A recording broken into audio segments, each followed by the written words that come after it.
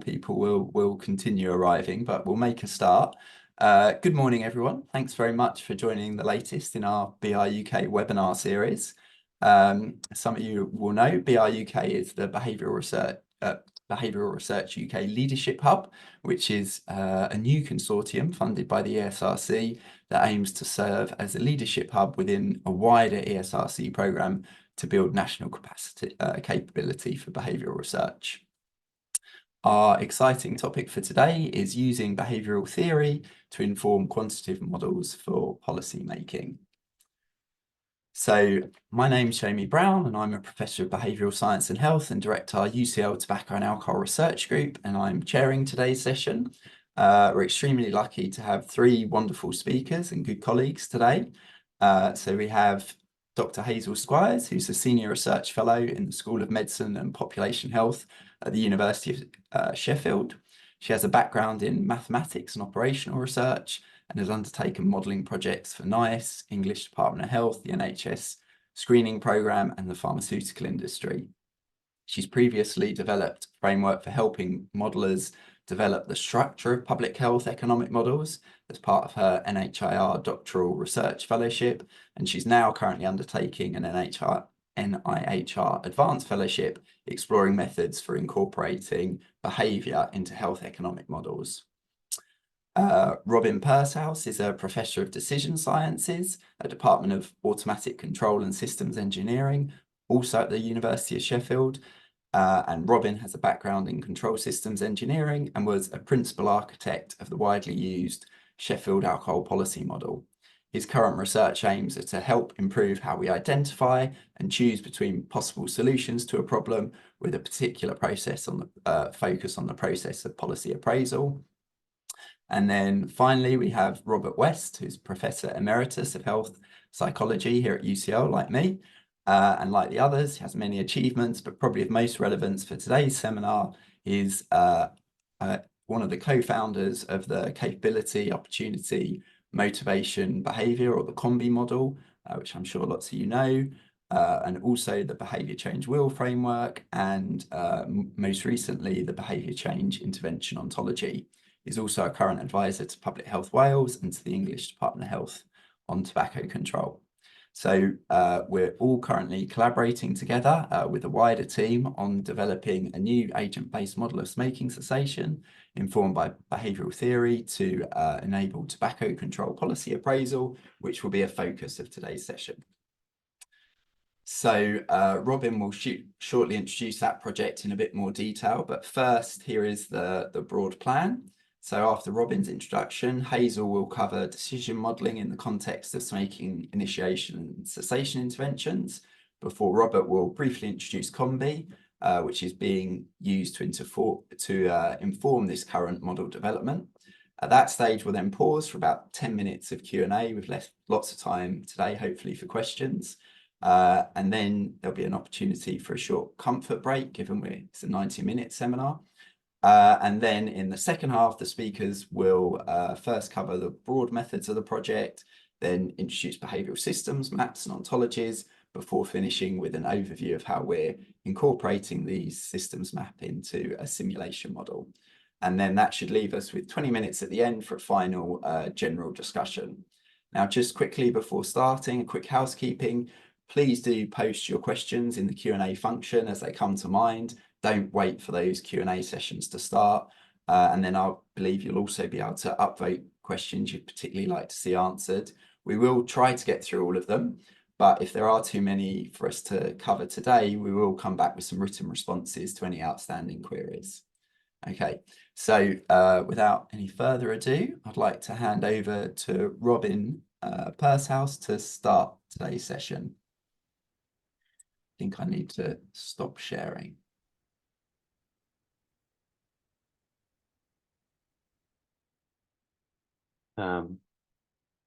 Thank you, Jamie. Can people see the screen, or is it dark?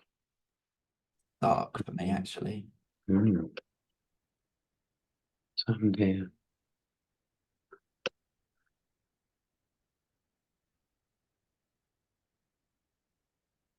How's that? That's working for me. Better. Great. Yeah, so thank you, Jamie. So I'll just give an overview to the project before we sort of get into the details of it. So this is one component of a wider program grant funded by Cancer Research UK that's led by UCL, led by Jamie and Leon there, targeting multiple levels of the smoking cessation system using novel scientific approaches. I just wanted to pull out some of the key bits of that are really relevant to the work that we talk about today. So the first kind of promise there is around integrating theory and data together from different surveys and different evidence sources into a computational model, and you will see some of that today. And also to introduce methodological innovation, in particular around ontologies. So you'll see that come up today, and open science principles as well. So everything that we're developing as part of this model will be made open source and available for everybody. What are we actually doing in the project? So we're building an agent-based model. As I say, it's going to be open source. It's focusing on two kind of behaviours. So it's looking at smoking cessation, so the behaviours associated with quitting smoking, and it's also looking at uptake of regular smoking as well. So there's kind of two different focuses, people sort of transitioning into smoking and transitioning out of smoking behaviours. The model is both theory informed, and the bulk of what we talk about today will be about that theory informed end, but it's also an empirical agent-based model, so there's a lot of data going into this as well, with the ambition for it to be fully calibrated and validated to population of England.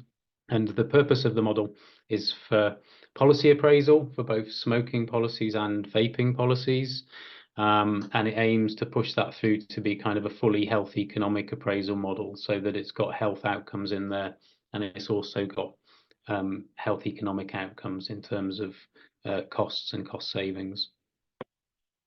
And then finally, just to introduce the team, so there's going to be 3 of us talking today.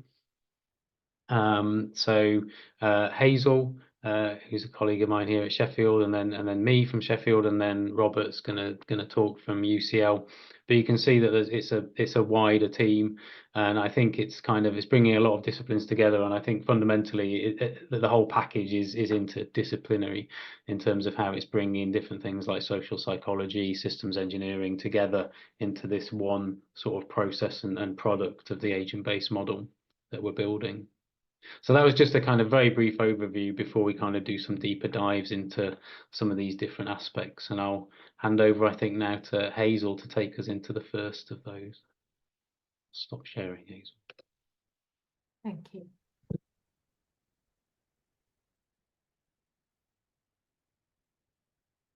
Okay. So what we're kind of trying to answer with this modelling work is which policies should the government roll out to decrease smoking initiation and increase smoking cessation. And we can do this by looking at we want to be able to compare a number of different interventions with what is currently available. And we want to calculate the costs of those interventions and also the cost savings of those interventions. And we do this by developing a mathematical model which looks at not only, so it looks at smoking status, so whether people smoke or not, and what impact that has on diseases over the longer term, and therefore what impact that has on costs associated with those diseases and outcomes associated with those diseases. So we've got a number of interventions that we are considering including in the modelling. And you can see this includes things like increasing age of sale, increasing health professional brief advice to quit, increasing health professional support to quit, adjusting time adaptive intervention in combination with current services, increasing access to e-cigarettes, NRT, varenicline or cytosine, rolling out a mass media campaign alongside current services, And then there might be combinations of these interventions as well. So you might have a mass media campaign alongside just-in-time adaptive intervention and current services. And there's other combinations of interventions that could be tested as well in the model.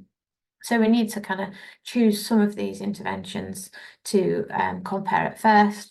And the way in which we do that is, as I said, using the mathematical modelling framework to be able to calculate all of the long-term costs associated with each of the interventions and look at the difference between the costs of each intervention and what is currently done.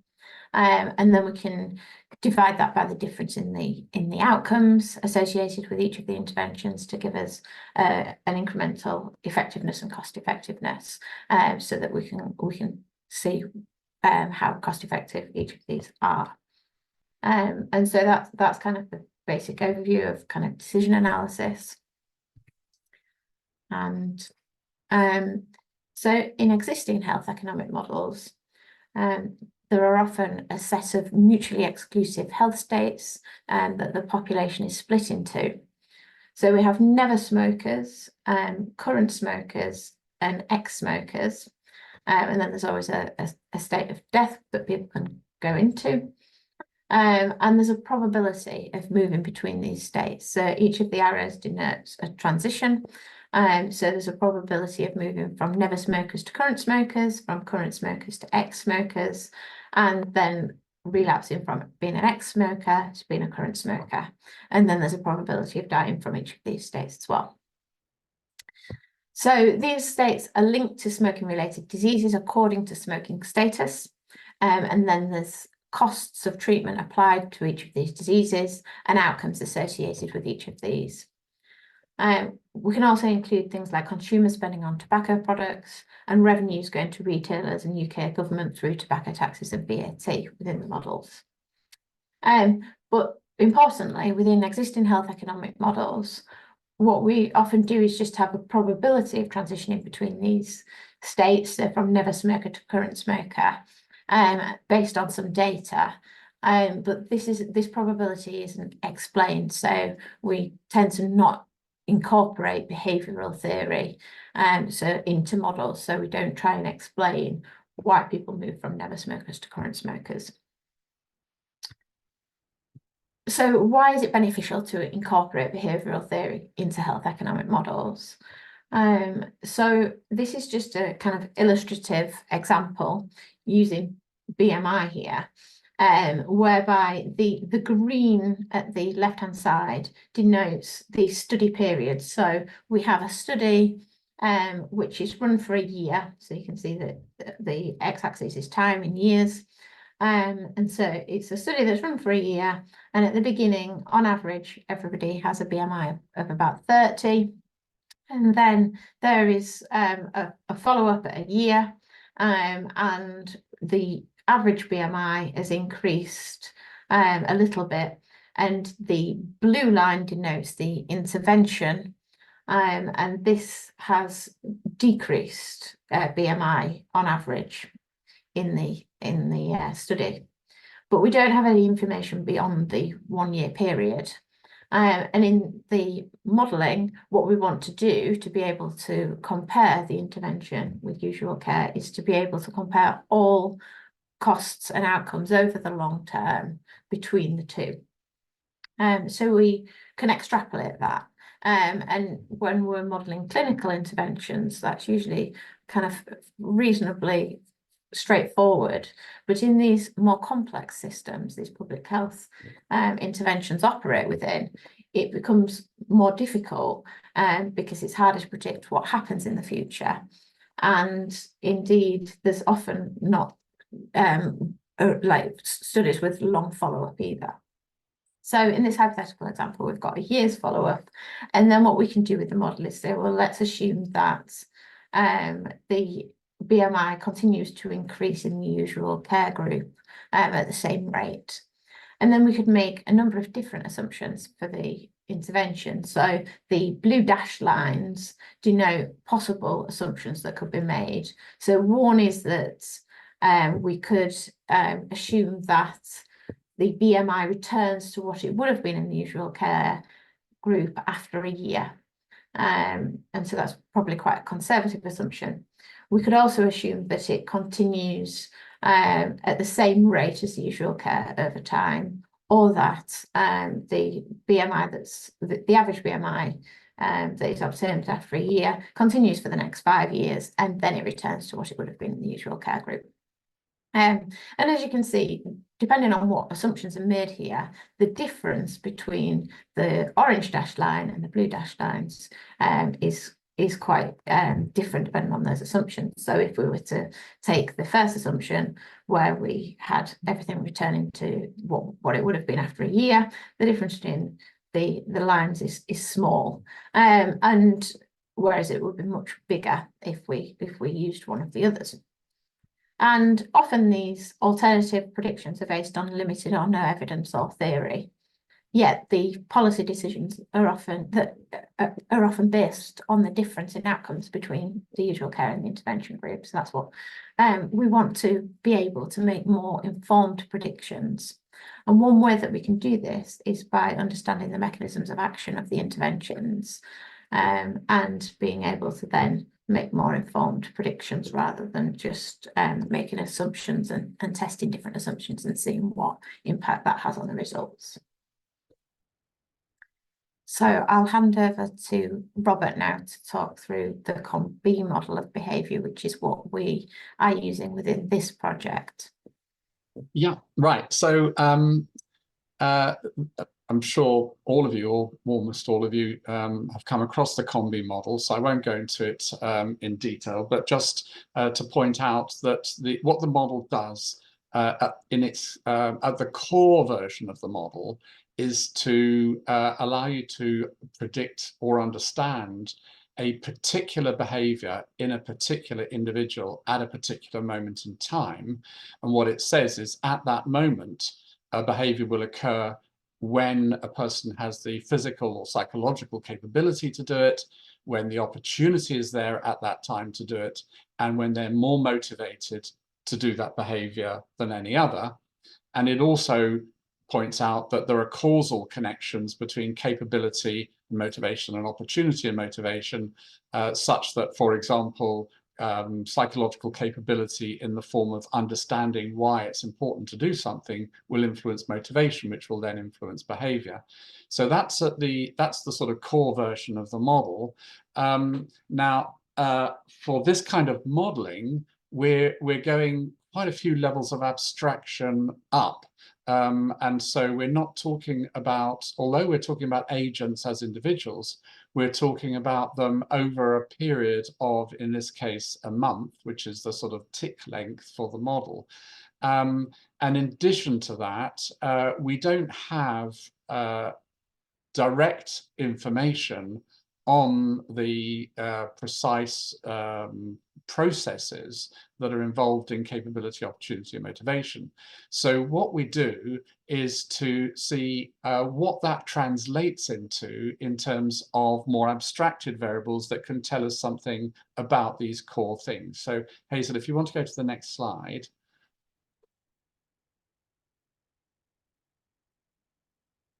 What we've got here are a set of variables now, which can be said to characterize an individual at a given point or over a given period of time, that then has a causal connection with other variables, with the behavior, and particularly with the behavior in question. So if we look at capability, we've got variables such as understanding smoking harms.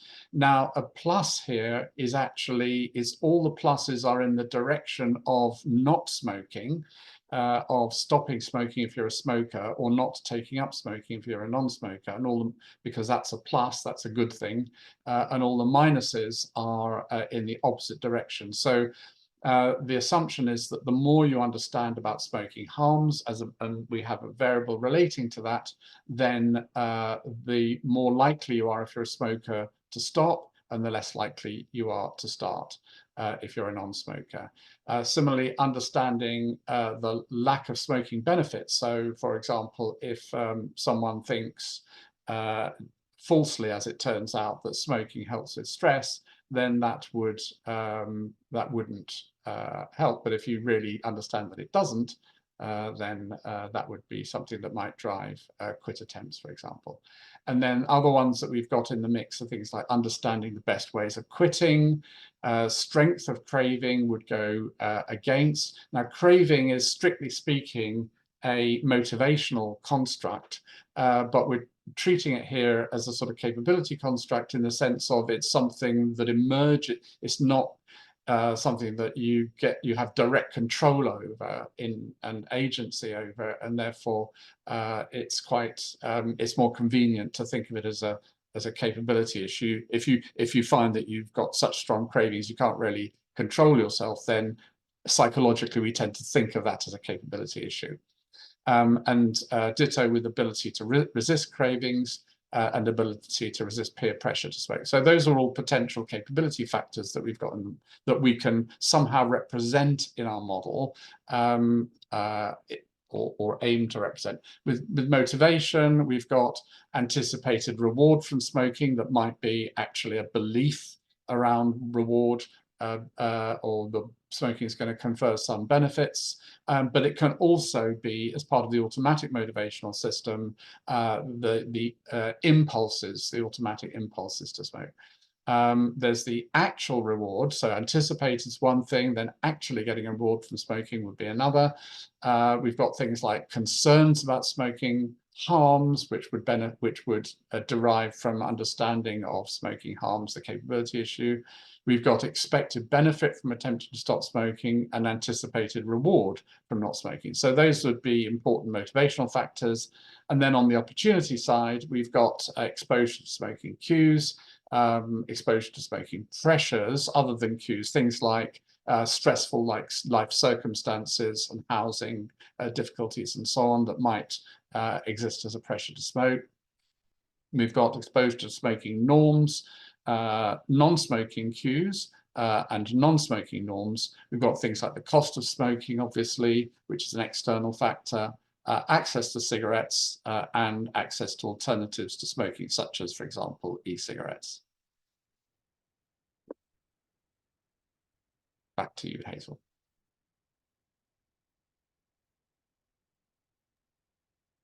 Fact, I think that brings us to the first Q&A, Robert, actually. Unless Right. there was anything final you were planning to add, Hazel. No, that was it. That's what I was just going to say. Yeah, okay. Robin, if you're there, do you want to unmute as well? So we've got a couple of questions in the Q&A so far, although I appreciate this is early in the talk.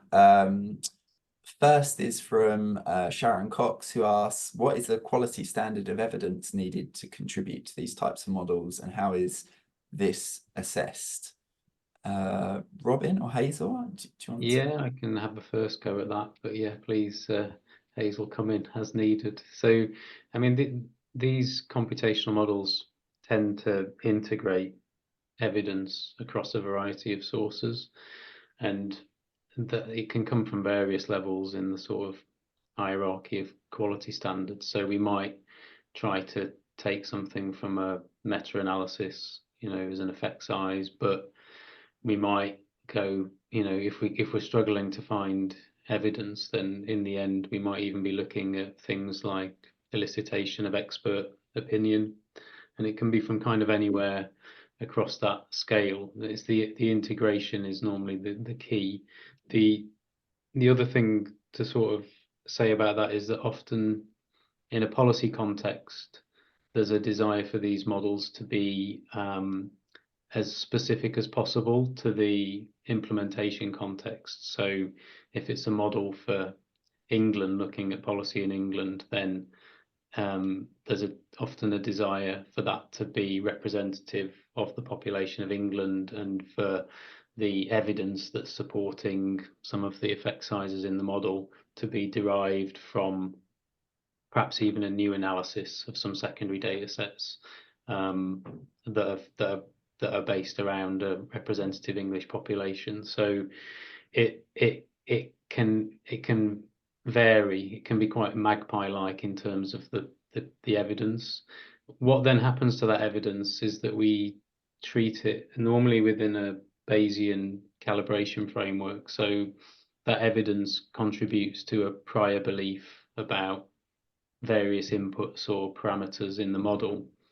We then see to what extent the model can reproduce independent observations of what's happening in the world, and then the model parameters are calibrated often, so adjusted so that it can do that representation, but then there's some data that's left over which isn't used as part of that process, and then we compare the model over that validation period. And if the model can perform satisfactorily over the validation period, then we might sort of offer some warrant that the model can offer projections, probably over a very limited time frame, but within that population of interest that we think are reasonably robust.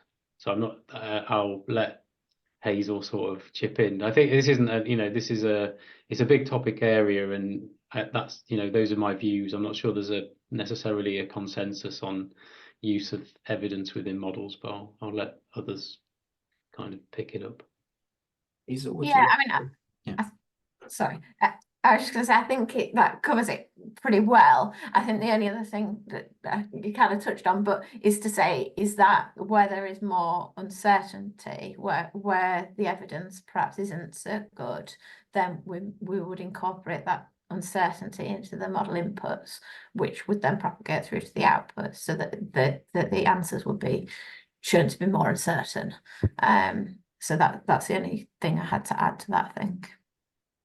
Okay, thank you. I'll go to the next one from an anonymous submitter. I won't take it in time order because this one's received 4 votes. I think this is probably best for you, Robert. Can you share a bit more about how you turned or produced those variables you listed from Combi? Were they evidence-based or assumptions? Because they're keen to understand for adapting to other public health challenges. Yeah, so there's a number of ways that you can source information to identify these variables and then parameterize their relationships with the behaviors of interest. One of them is systematic reviews of either prospective or ideally prospective, but if not prospective, at least cross-sectional correlational data between variables as and the outcomes of interest. So, for example, we drew to some degree on a systematic review that we'd done some years ago, looking at the predictors of uptake, predictors of quit attempts and predictors of quit success. So you can do it from that. I mean, those studies, of course, will have all also kind of started with some assumptions that, knowledge about harms of smoking might be relevant. And so that's why they get into the studies. So it's possible that we miss things. But I think over the decades of research that's been done, we've probably, got the ones that's sort of most important. And then I think it's when you're looking at how to turn those into variables that we can use, it's about the art of the possible and working with variables that we've got good evidence of relationships with outcomes. So there were other variables that we were interested in that could theoretically be connected with take up of smoking or quitting or whatever, but we just didn't have good data to be able to parameterize that, so we haven't used them. At some point down the line, maybe when there's more data, we could do that and improve the model. But so you start basically with what you can find in the literature and in terms of potential predictors, and then you look at what there's enough data on to give you something that you can use in the model. Great, thanks very much. This might be quite a quick one, but there's a more technical question just asking about the kind of programming languages or statistical programs being used for this type of work. Hazel or Robin, could you comment on that quickly.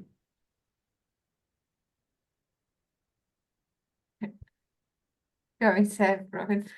So I think traditionally, more like these models are developed within R now, and data visualization is in R as well.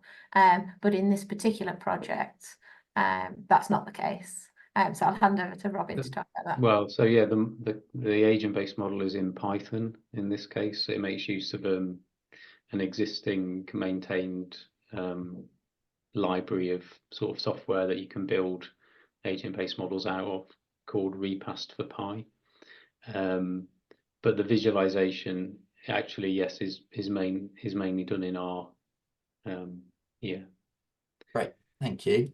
So we've got a couple on a similar theme, I think, Robert. Probably best for you. So there's one around, do you foresee Combi being a suitable behavioural model to feed into ABMs generally? And then there's another one, which I suppose you could take together, which is, interested about why we use Combi here rather than some alternatives, for example, TDF or something else. Yeah, so I mean, Combi is certainly intended to be a general model of behavior and has been used across a wide range of behaviors. So I think that it provides a relatively straightforward interpretable structure in which you can then look for and organize variables that are going to be of interest in characterizing the agents in agent-based modeling. So I think we'll just have to see, I mean, obviously, as science progresses, models improve and get replaced by better ones. And I'm sure Combi will be replaced by better ones in due course. But at the moment, I think it seems to be it seems to have the qualities that are needed in terms of being coherent. People find it relatively easy to understand and to organize the variables they're interested in into the sort of Combi structure, and to see how how the bits of the structure connect. So I think it ought to be pretty generalizable. I mean, one of the things we found in using it, of course, is that when the data were collected, they weren't collected, no one had heard of Combi. It didn't exist when a lot of the data were collected. And therefore, we're sort of retrofitting it. Now, going forward, if we'd had our time again when we were, when people were doing these studies, and I contributed to many of them over the decades, I would have done it differently, with a Combi model informing my research, so the primary research. So, it's possible, and maybe it'll happen hopefully in the future, that as people do more primary research, if they organize it using some broad, coherent behavioral model, such as Combi, then it'll actually be, we'll be in a better position to have variables that more tightly represent what's probably going on, as opposed to having to use variables, as we'll see later on when we look at the systems mapping, that kind of, they're often proxies for these variables. Why Combi? I mean, well, rather than other models? Well, Combi is designed to be a very general model that's usable for understanding behavior and developing behavior change interventions. That's its job, and it was based on looking at wide range of models and theories that are out there. And Susan, Mickey, and I, and others in the team at UCL have been working on mapping something like 70 or 80 behavior change models and theories to the behavior change intervention ontology. And what you find is that where they coalesce seems to be in terms of these three kind of areas of explanation or understanding of behavior. So Combi is a very general model, and it doesn't go into the weeds for particular behaviours, but it's there as a sort of framework within which more specific models ought to be able to be plugged. So, for example, in smoking, we have very good detailed models of the psychopharmacology of nicotine and how that plays out in smoking, and that can be then that's easily integrated with other models that deal with the social and other sides if you put them into a framework such as COMBI. So that's the reason for using COMBI, and we'll see. I think it seems to be doing a reasonable job of helping us integrate the data. I think just to add, can I add one more thing to that, Jamie? Of course, yeah. So when we're developing health economic models as well, one of the key things that we want to do is model what happens over time. And a lot of behavioural theories are about behaviour change. And we don't want to just know about behaviour change, we want to know about behaviour maintenance. And I think the COMBI model aligns quite well with agent-based modelling in that way, because agent-based modelling works via kind of regular ticks. So in this case, we're using monthly ticks, and COMBI assesses, so you can correct me if I'm wrong here, Robert, but at that point in time, how capability, opportunity, motivation linked to behaviour, so that they seem quite consistent in that way as well. So it helps to model that kind of longer term behaviour. Okay, we're coming towards the comfort break, but I think we can probably squeeze one more question in before then, and we won't have got to all of them, but there's that longer Q&A session at the end, so we will come back to them. So I'll go with Joe Gitchell's question. Thank you. So Joe points out there are a lot of different models existing on smoking behaviour. Is that good or bad? And how do you best handle how will we best handle contextualising this new model with existing ones? And I suppose I might just add to that to ask Robin and Hazel maybe to comment on why there are some existing agent-based ones, but I think the majority of existing kind of smoking models have been more kind of macro level, and just to speak to some of the kind of advantages of this more mechanistic approach. Yeah, sure. So we make the assumption that the question is about computational models rather than sort of theoretical models. Oh, okay. But if we can, if we do that, let's go with that. Yeah. So if it's about computational models, then I think it is a good thing that there are other computational models, because each one, in a sense, is representative in its own right of a bit of evidence about sort of policy appraisal. And the more of those sort of data points that you have, and in the more of those that you can assess the model for its quality, they become part of the evidence base. So I think having a multiplicity of models is a good idea, and sort of adds to the robustness of the assessments that are based on them. And in terms of how this one is contextualized,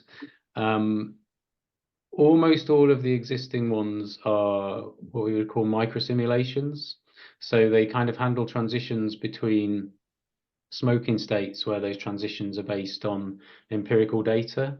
So they're kind of, and then they have to extrapolate if they want to do anything forward facing. And it's a pure extrapolation from the data that's used to derive those probabilities. So they're kind of predictive models, and they will kind of have a limited amount of generalizability because they're just derived from data about transitions in the past. The agent-based models offer perhaps a slightly different perspective in that they're explanatory models. So they're kind of trying to represent hypothetical mechanisms that exist in the world that are influencing and tending to influence these behaviors. So you, in the end, you still get a projection, but it's based off a sort of transparent explanatory footing. This is one of the reasons I find these types of models quite attractive. And then our model is probably, I think, as far as I know, it's the only one for smoking that's based on social psychological mechanisms within an environmental context.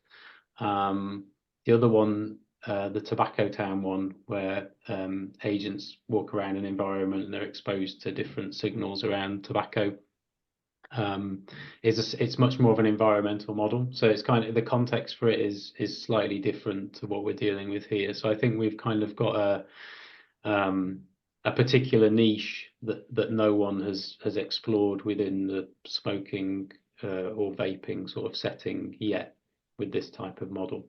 And the model is actually partnered with one of the microsimulations, so the Sheffield Tobacco Policy Model that was being developed by Duncan Gillespie and colleagues is one of those models that is kind of building those transitions based on observed transition behaviour in the past.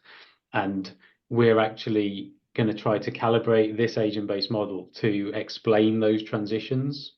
So in the end, the model will be producing the same behaviours in the population at the population level, but it will have something underneath it. There'll be some mechanisms that are generating those, you know, those become emergent behaviours in the population, but based on from an explanatory setting. And so I think that it's kind of like an extension, if you like, to the existing microsimulation computational models. Great, thanks very much, Robin. Okay, we've eaten slightly into the comfort break, so let's be precise about it and still give you 5 minutes, but say we'll be back at 11:47 for the second half. Thanks very much for lots of great questions, and see you in 5 minutes.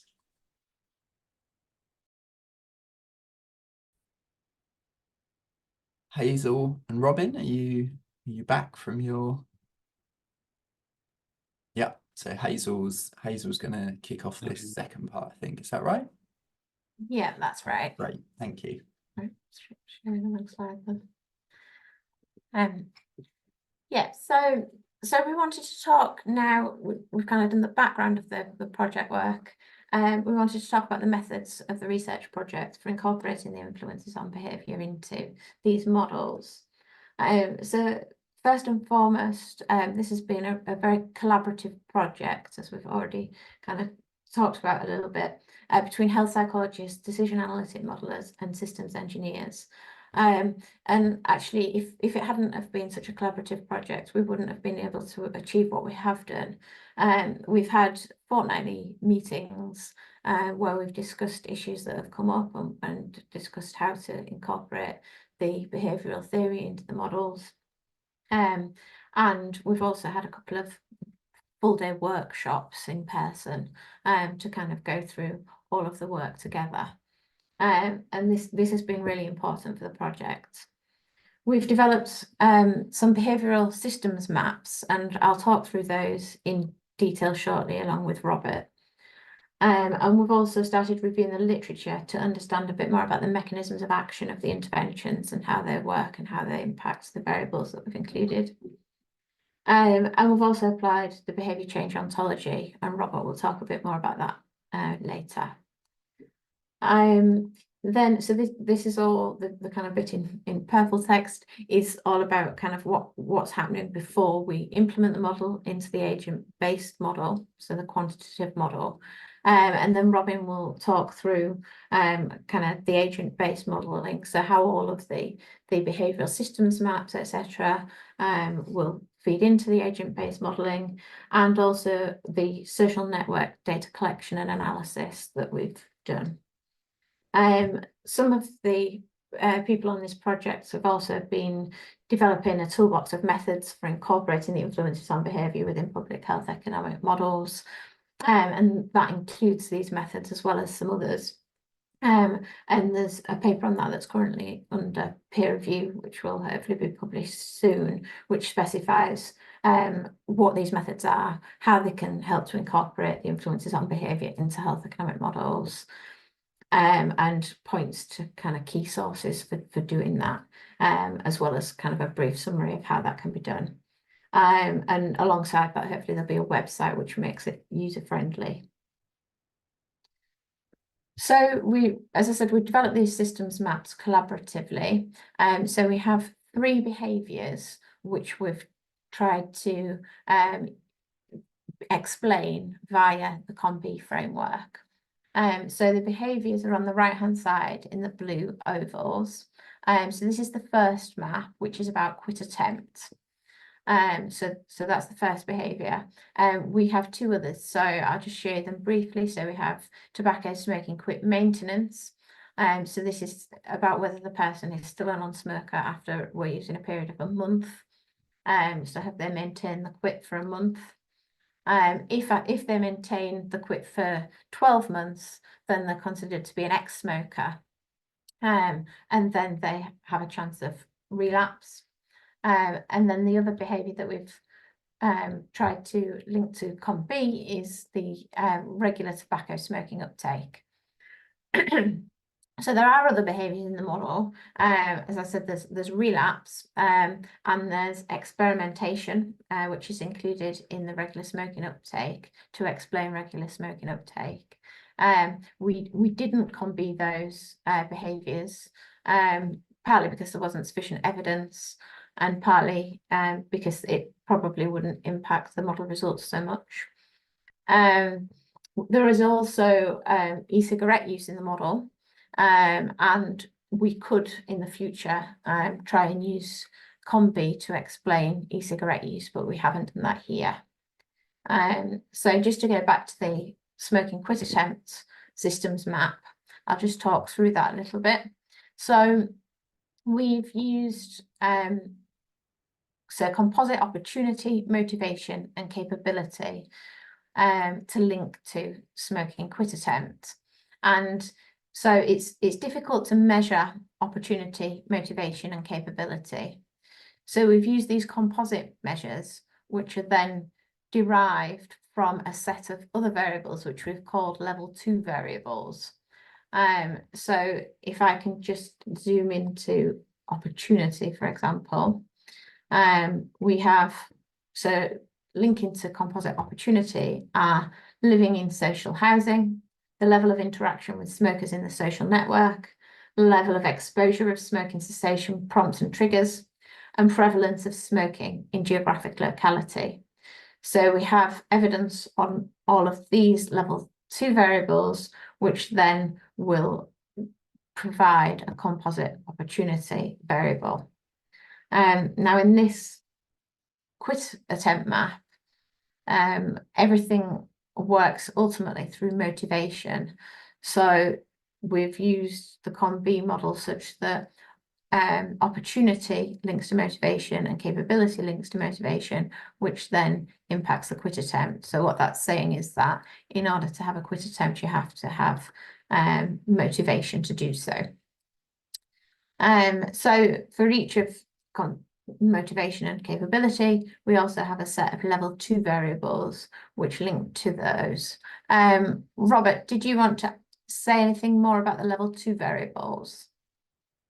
Yes, only that what you'll see then is that many of these are kind of what you might call index variables or markers of the kind of thing that in COM-B it would be a sort of process. So if you've got something like living in social housing, that would be a marker of an environment that makes it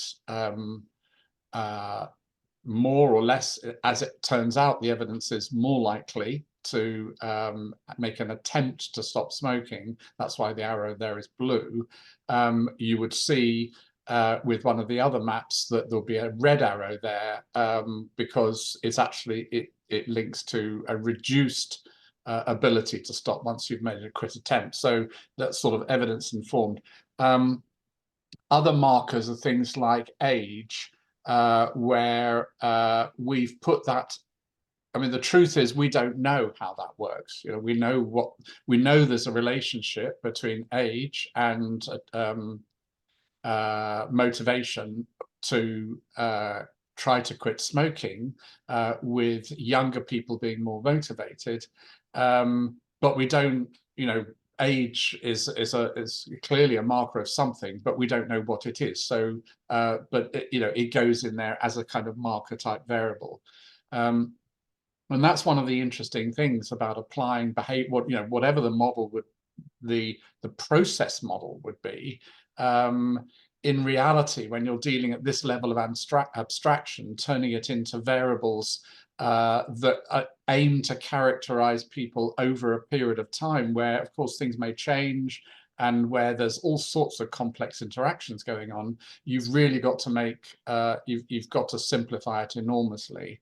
The other thing that we had to do is to assume, and I think it's worked pretty well actually. I don't think we had great difficulty in doing it, but we had to make assumptions that certain variables would only go into one of the composites: opportunity, motivation, capability, when in practice it's likely that they would have contributed to more than one.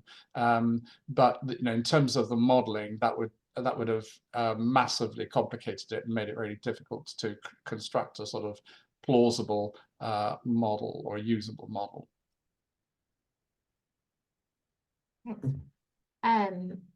So as Robert said, the blue arrows are about positive associations. So where we've got an increase in living in social housing would lead to an increase in opportunity, and where we've got the red arrows, they're negative associations. So we would expect that increasing the prevalence of smoking in the geographic locality would decrease the opportunity for quit. Yeah, and the reason, sorry, Hazel, just to interrupt. And the reason for that would be that there's more smokers around, and that would contribute in probably multiple ways to the reduced opportunity, an environment that is less conducive to making a quit attempt. Yeah, and just to carry that on, where there's black arrows, it tends to be non-linear associations, so it doesn't fall into either red or blue. We've then got the orange rectangles in the maps, which denote possible interventions. And what we've done is to link these to level 2 variables where we think they would impact them. So this has been primarily theoretically driven, but we're now looking at the evidence that's available for these things as well. So in some cases, there's very little evidence of the impact of the intervention on these level 2 variables, but in other cases there's much more evidence available, and so we then can kind of have varying impacts on opportunity, motivation and capability of each of the interventions. So if I just kind of focus in on health professional brief advice to quit, so we've theorized that this links to the level of exposure of smoking to cessation prompts and triggers, which is linked to opportunity. And it's also, it will also impact the strength of intention and desire to quit, the level of self-efficacy for quitting smoking, and use of NRT. And these are all motivational factors. And then it will also affect, so if this is increased, it will affect level of understanding of smoking harms, which will impact capability, which will all obviously feed through to the quit attempt. And then in addition to these micro level variables, we have some macro level variables in the map. So I'm zooming on those. So these are the things denoted in the yellow circles. And so we have a supply side action from industry that might impact some of the other macro level variables, and such as pricing of cigarettes, other tobacco products and e-cigarettes. Sorry, I've got something going on in the background. And these things may impact the e-cigarette market diffusion care. So as I said previously, we could have also used COM-B to link to the e-cigarette use behaviour. but we have decided within the scope of this project that that isn't going to be feasible. But in the future, that's how that could be done. But for the moment, this is just being modelled kind of separately, so that there'll be a curve which is stratified by birth cohort and smoking status, which defines e-cigarette use in the model.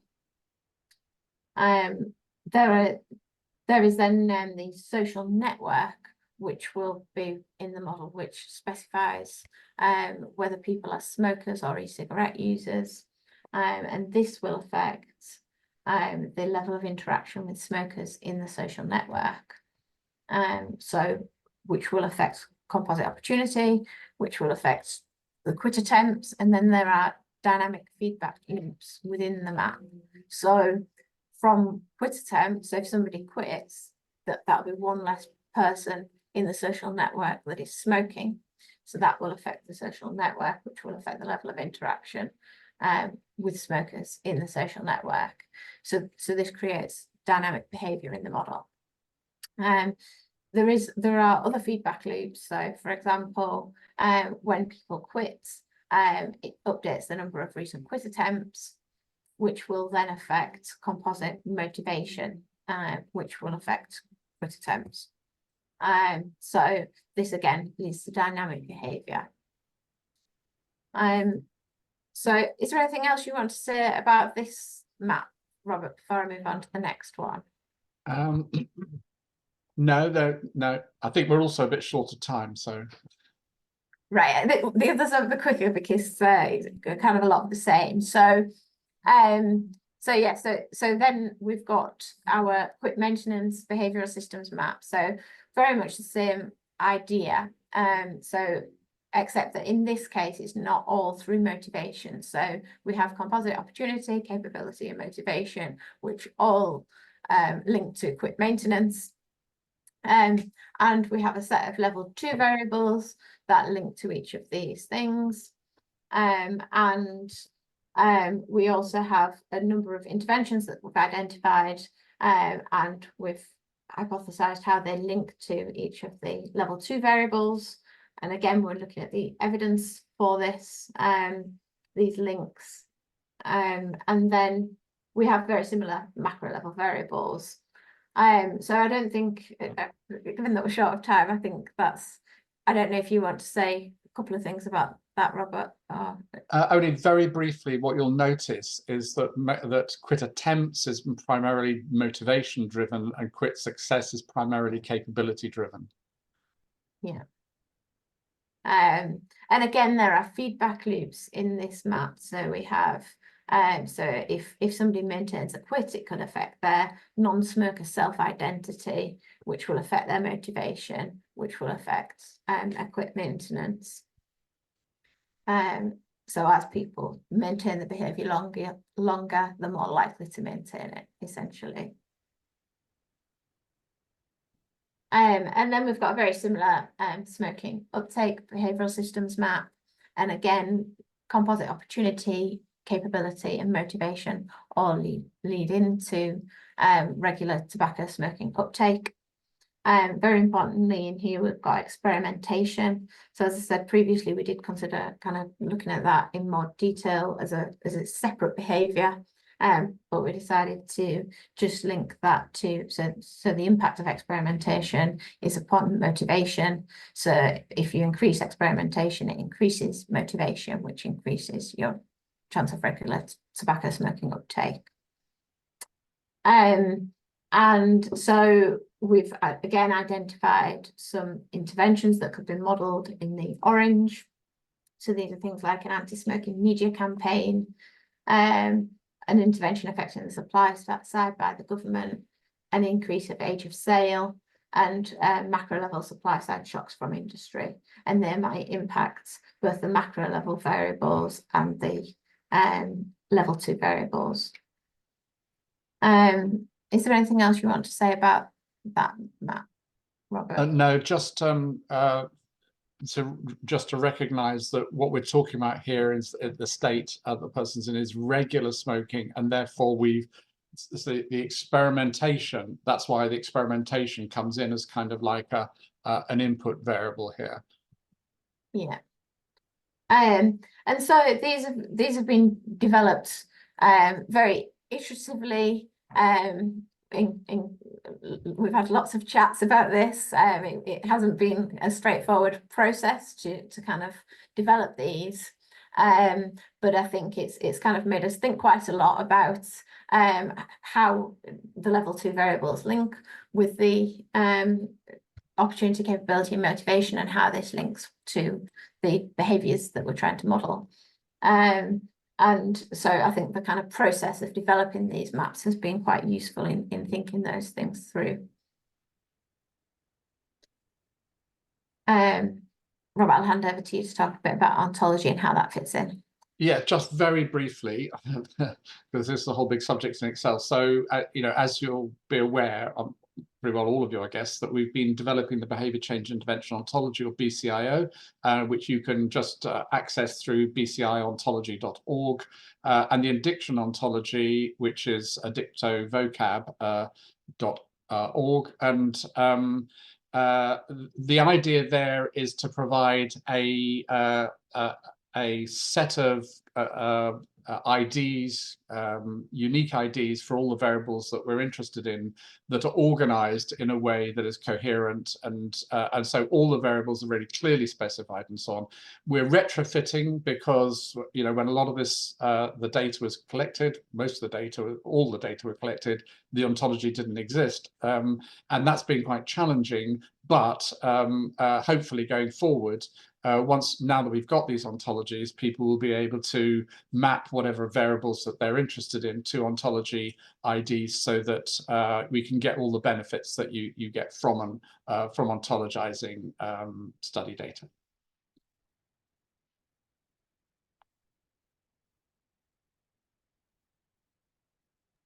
That's over to Robin now. Thanks, Hazel and Robert. Great. Okey-doke. So I'll share again, and it's giving you the wrong view. So that's hopefully the right view now. So I'll take you through the work that we've done so far on the agent-based modelling and on the social network analysis. And I'll try and answer a few of the questions that have come up as well in the Q&A as part of that. Alone presenter. Sorry, Robin. I think it's still the wrong view, actually. Is it the wrong view still? Let me try. Is that better? No. Oh, let's try. I mean, we can I'll see go. it, but... I'll go from the beginning again. Just let me reset the. I think it's got confused since I last shared. Let me try again. Okay.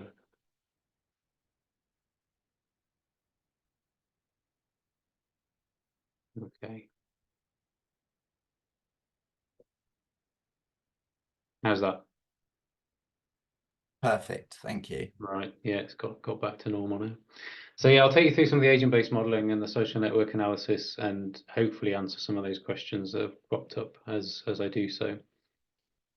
So just to recap on what Hazel and Robert have been saying, so we're using combi theory to represent 3 specific behaviours here: starting regular smoking, starting a quit attempt, and maintaining that quit attempt through time. And we're looking at what happens over a month in the life of an agent there. So we look at whether or not over the last month the agent has started a quit attempt, and if they have started that previously, we're looking at whether they've managed to maintain it for a month. And in the end, we look at whether or not they've managed to maintain it for 12 months, and at the end of that, they become an ex-smoker within the model.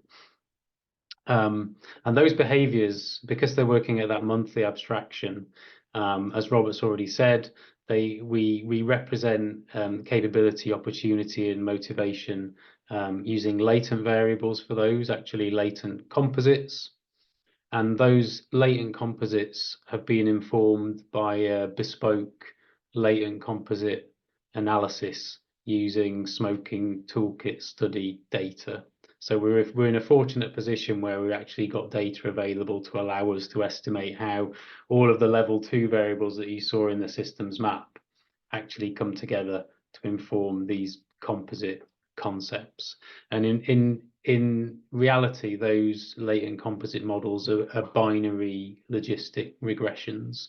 So they either say whether or not if the agent is a regular smoker at the current time, then we fire the logic model for starting a quit attempt, and we see whether or not that comes back as a true or a false at that particular time point. The way that we represent the systems maps within the agent-based model, so the systems maps clearly are very qualitative in nature. We've got this underpinning latent composite analysis that is quantitative in nature. And what we have to do now is kind of bring those two things together within the computational model.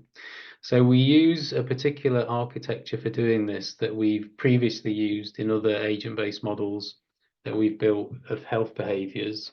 And it will be one that won't be too unfamiliar to many of you, I think. So we really use a macro micro representation of this. So fits with a lot of existing social theory, fits with things like the Coleman boat and more recent concepts in analytical sociology. But the abstraction occurs at two levels. So it occurs at a macro level, at a population level or an institutional level. So there we've got things like social networks and the smoking that's going on within them. We've got, in our case, those behaviours we looked at for COM-B are about smoking, but vaping is also part of our model, but it's not done at a micro level. So we use a macro-based representation of vaping, and there's things like prices in there as well at that level. We've also got a micro level where we have the agents. In this case, these are people with their capabilities, opportunities, and motivations.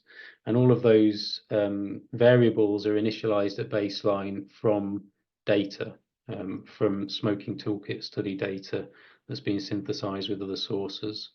And then we link these two things together through a set of mechanisms. So we've got a set of situational mechanisms that attempt to explain how agents' capabilities, opportunities, and motivations tend to be influenced by the macro level. So agents perceiving things like perceiving the prices of cigarettes, perceiving mass media campaigns. And we also include within these situational mechanisms social interaction. So here the network is abstracted at a macro level, a structural level. That's where the relationships sit. And then the agents are perceiving what's happening to the relationships that are relevant to them within the network. Okay, so interaction for us, we represent it as one of these situational mechanisms relating the macro and the micro. We do that to try and keep the number of levels in this hierarchy small. You could argue we could have like a meso level that handled interaction, but we've not tended to find that necessary. So we found that just a 2-level of abstraction has been sufficient for this type of modeling.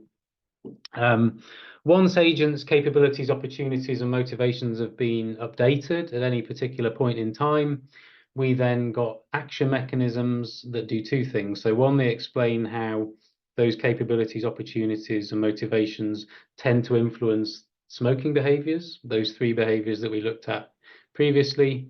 And also we wrap up in here any feedback effects. So how smoking behaviours might themselves, like within the person, influence their future capabilities and so on.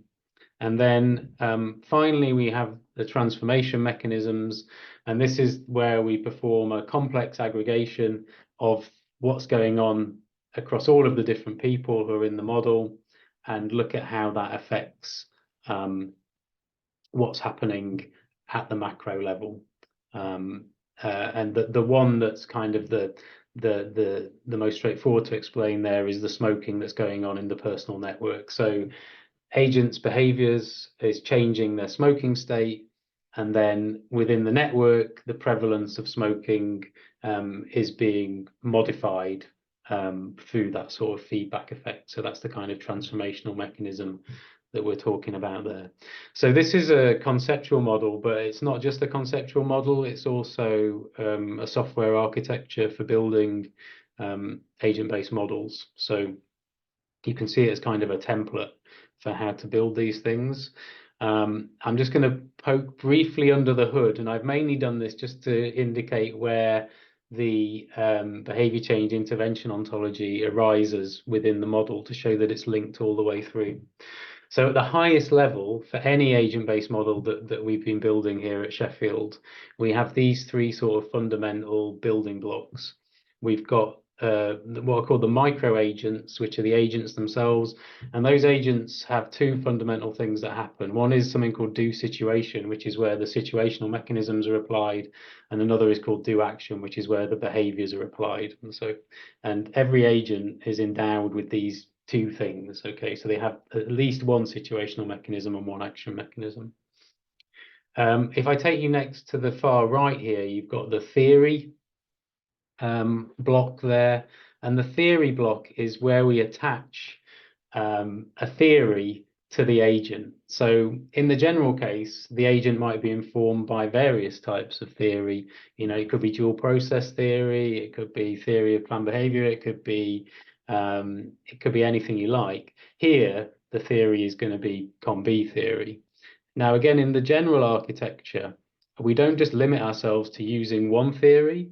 We can actually use multiple theories at the same time. And we've done that previously with alcohol use behaviours, where we've integrated social role theory together with social norm theory, together with selection and influence on networks.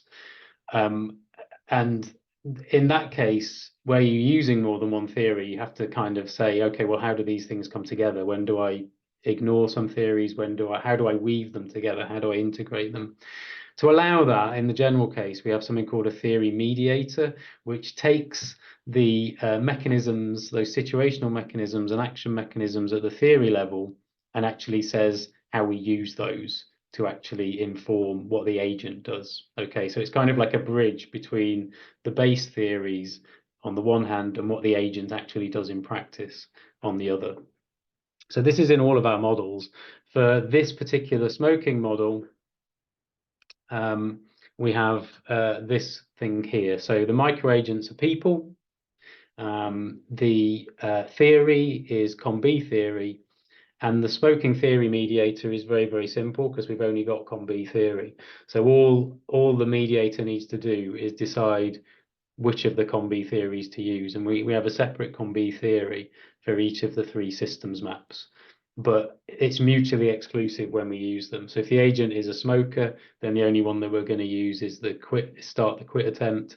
And if the agent's in a quit attempt, then we're going to look at whether or not they maintain that quit attempt or whether they relapse. So we always know which one we'll be using. So for us, that block in the middle is quite trivial here. The COM-B theory, it's extended in these ways. So if you look at the pink ones below it, it shows that there's three different COM-B theories going on here. And it's the three systems maps that you've seen, one for regular smoking, one for quit attempts, and one for quit success. And then the other things that attach to these theories are those variables. So the things that we call the level 1 attributes are the composite variables, the latent variables, and each of those is composed of a number of level 2 variables. And the nice thing here is that we're trying to make it so that every single one of those variables can be looked up within the behaviour change intervention ontology. So it's got an identifier that can be looked up in that database. And of course, it also has a value associated with it. And that value to begin with comes from data at baseline. So smoking toolkit study data coupled with health survey for England. I don't think we're like anything is being done through expert opinion here, which I think answers one of the questions in the chat. So it's all coming from existing data sets. And then as the simulation proceeds, some of these variables are dynamically changed depending on what's going on within the simulation. But at baseline, it all comes from data. Robin, yes. Sorry, there's only 10 minutes remaining, so I'm pretty close actually. Okay, perfect. So I'll push through this, yeah. So if we look at the agents, so we've got a number of smoking states: never smoker, smoker, starting a quit attempt, being a new quitter, being an ongoing quitter, and being an ex-smoker. So what we want to do is look at how these smoking states change as the COM-B behaviours in the model are updated. The agents have lots of different COM-B states, as Robert has shown in some of his examples. I'm just going to focus on two here. One is the number of smokers who are in the agent's social network, and one is whether or not the agent is an e-cigarette user. So as we kick off, this agent that I've chosen has started as a never smoker. So if they're a never smoker, then the COM-B model that we pick up is the one around regular smoking. So we start, we parameterize the latent composite model with this agent's attributes, and we start sampling it at every time tick. Okay, so some of the stuff that's going in there is the number of smokers in the social network. Here I've assumed that there's 4 smokers in the network, and they're not an e-cigarette user, so their e-cig use is 0. And every time tick we sample this to see whether or not they're going to become a regular smoker. And at some point there, in that second time point, they transition to being a smoker. Okay, and once they're a smoker, we start sampling from a different COM-B model, which is the quit attempt model. And again, that's going to be looking at reading what the agent states currently are, feeding them into that latent composite model and sampling it to see whether or not this agent who is a smoker now is going to become a quitter. So we sample from that, and they become a quitter, but then they relapse to smoking in the short term at the first tick, and then we start going on again. But eventually they commence a new quit attempt, they become a new quitter, but this time they're able to maintain that for a month, and then we get into this quit maintenance pattern. What I wanted to show here is how far they have to go. So they have to keep because this is a monthly update in the agent-based model, so they have to get through 12 of these months successfully in order to be considered to be an ex-smoker. So they then would transition to the ex-smoker state. And while this is going on, there's other agents in the model, and they're connected via the social network to these agents. So the number of smokers in the social network is changing. The e-cigarette use is changing according to these macro level diffusion processes that are going on. Eventually, this agent has reached a happy state of being an ex-smoker, and there we do not have an explanatory model for long-term relapse. So here we're actually using one of those existing microsimulations, the Sheffield Tobacco Policy Model, to do those transitions. So it's still supported by empirical data, but there's no explanation that sits underneath it. And in this case, the agent is not relapsing. These rates are quite low as well, within the context of other things that happen within the simulation. There was a very good question asked in the chat about how do we inform the social network. So in general, I mean, this is generally quite a limitation of using agent-based approaches for empirically informed applications, is getting the data on, getting complete data on social networks for a population is prohibitively expensive normally. We've been quite fortunate here in that we've been able to fund a wave of the smoking toolkit study to ask social network questions to the respondents. So we call these egocentric social network questions because they're all focused on the one person and their perceptions of their social network. It's not a full network. So the people that they're talking about, we don't know who they are. Yeah, we don't have access to them, and we can't ask them questions as well. So it's an egocentric network, and that's kind of it's a pretty common limitation of generating this kind of data set.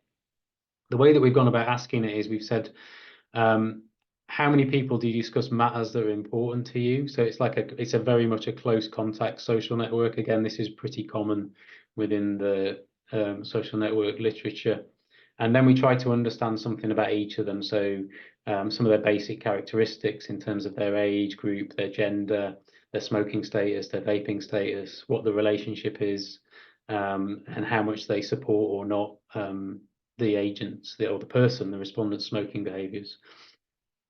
From that, we can generate a complete synthetic social network. To talk about that is would be an entire different presentation. So I'm not going to talk any more about that now, but happy to answer questions, or if you want to contact me afterwards, we can talk about how we actually do that. But it is really important because this interaction is a key part of the agent-based model, and it feeds the agent's perceptions of the other smoking agents within the model. So there, I think that's me done. Jamie, I'll hand over to you. Fantastic. Do you just want to, you can just leave that one up maybe while we... Sure. Yeah. Okay, so Hazel, sorry we've run over slightly, but we did have a longer Q&A session at the start, and Robin has been addressing some of those questions in the chat. I think the first question we'll take is from Oliver, who's asked, when you engage with policymakers, how do they relate to these models? For example, how do they put this type of evidence in the context of a range of other evidence sources? I think in my experience, it very much depends on the policymakers. So I have a lot of experience of working with NICE, and the kind of decision-analytic modelling that's done is like the cost effectiveness results are central really to their guidance about what they recommend. But then I've worked with other policymakers. We've done quite a lot of work for Public Health England, where they have rolled out some kind of return on investment sort of tools, which local commissioners can use. And it's kind of seen as one of a set of 6 or 7 tools that might be used to help make decisions. And I think it can be that it's kind of pushed to one side in some cases as well. So it does very much depend on the policymaker. I don't know if other people have other experiences that they want to share on that. Robert, do you want to say anything to that? I think in Public Health England, as was, and in the Department of Health, and from my dealings with other departments, I think like Hazel, they will use whatever tools you give them, and possibly for different purposes. And I think one of the things that you can get from an agent-based model like this is a more granular understanding of the kinds of levers that they could pull when they're developing policies, as well as not just saying, right, we've got this package of policies, what do we think it's going to do? But let's say you want to mount a comms campaign. You can say, well, what if we mount a comms campaign that, for example, is aimed at driving more people or promoting the stop smoking services, for example, so that people can have a better chance of quitting if they try. So this kind of model, I think, would be particularly valuable for the more granular process of policy formation, as well as the broader type of stuff. But my guess is that for that, and when it comes to this model, they'll probably want to liaise with us, to sort of walk them through it, because it could be quite, it'd be a bit daunting just to sort of take it and go, okay, well, you plug in the numbers and see what happens. I think it's the sort of thing you could run a little workshop on, or something like that. Great, thank you. Just to say, we've got a minute left. We're going to run to 35 and then we'll close it, just to have a little bit more discussion. And if people have to go at past, they can see the final 5 minutes on the recording if they like. Another really good related question is about the model's impact in changing environments, and perhaps Robin or Hazel could speak to, is there scope to keep the model open, to update it as the environment, the policy environment particular changes, I suppose. Yeah, I think we try to build them to be as extendable and reusable as possible. And we've tended to find that, you know, so we at Sheffield we maintain a number of these models, and they've been, some of them, like that Sheffield alcohol policy model was originally 2008 and is still being used in various guises to answer, you know, different questions and questions at different spatial scales. And so I think, yeah, we try to make them as not future-proof is the wrong word really, but as, you know, as future-proof as we can in terms of anticipating what the subsequent uses are going to be. Okay. I have a question from Jonathan West, relating to when you're presenting the systems map, what effect on the model output do we think it will have by simplifying the fact that level 2 variables were only inputting into one of the composites, for example? Do we have any ideas how that might impact it, or is that we need to wait and see? I'm fairly sanguine about it. We've discussed it quite a bit, because we started with a lot more arrows going in different directions, and you know, and obviously there's also interactions of one sort or another. But I'm reasonably sanguine that with the precision of the data that we've got, which in all of these sorts of situations is not that high, it probably doesn't make a lot of difference, the fact that we've, you know, constrained it in this way. And I think that's one of the general issues we have in behavioral science, is that our precision of measurement is such that we often would never really be able to tell the difference between, you know, interactions, you know, multiplicative causal interactions and additive one, you know, relationships and so on. I mean, the proof will be of the pudding will be in the eating, how, you know, how well the model predicts, and how much we have, you know, how much calibration is needed to get it to predict. But I'm reasonably, you know, confident that it's, you know, we haven't done a huge violence to the underlying causal pathways by doing this. Thank you. I suppose this one might be more for Hazel or Robin.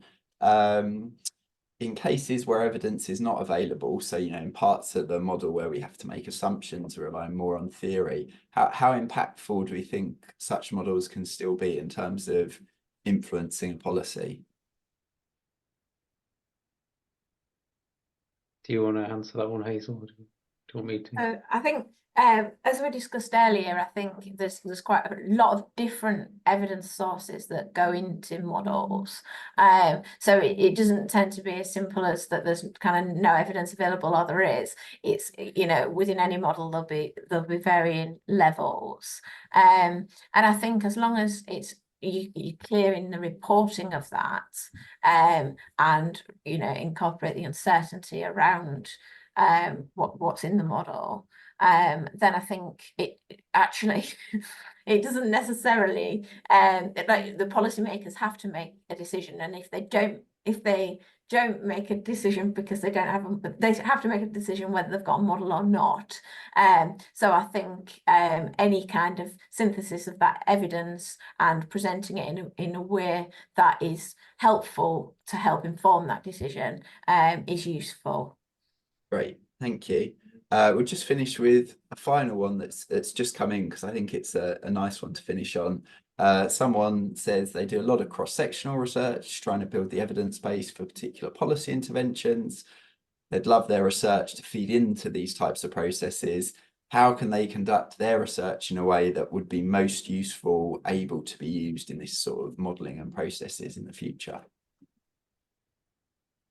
Yeah, that's a great question. I think, yeah, and I'd love it if you designed everything so that it was around like a theory-based approach. So, you know, you using variables in the behaviour change intervention ontology, so that we're actually getting new measurements for those variables would be great.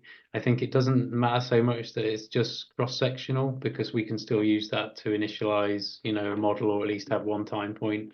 Obviously, in any dynamic model, longitudinal data is gold, but you know, if I think having stuff that is properly informing, you know, properly informed by theory would really help for these kind of, you know, theory-led approaches, because yeah, we are often, you know, as you saw in some of the examples, having to use proxies at various level of fidelity to represent some of those key variables that we need. So yeah, having new primary measurements for them would be amazing. Fantastic. Well, thanks very much. I know we've still got a few outstanding questions, but we'll do our best to answer those afterwards in writing, although I think we've covered a good amount. Thanks so much for all your really engaging questions and engagement with this seminar. It's been fantastic. And I'd like to thank, of course, finish by thanking our three fantastic speakers for a really wonderful session. I really enjoyed it. Thank you. And finally, just before you leave, just a plug for the next BR UK seminar, which is using ontologies to advance behavioural research, and just finish with an acknowledgement to funders. So thanks everyone again for coming and your engagement, and once again to the speakers. Thank you. Thank you, everybody.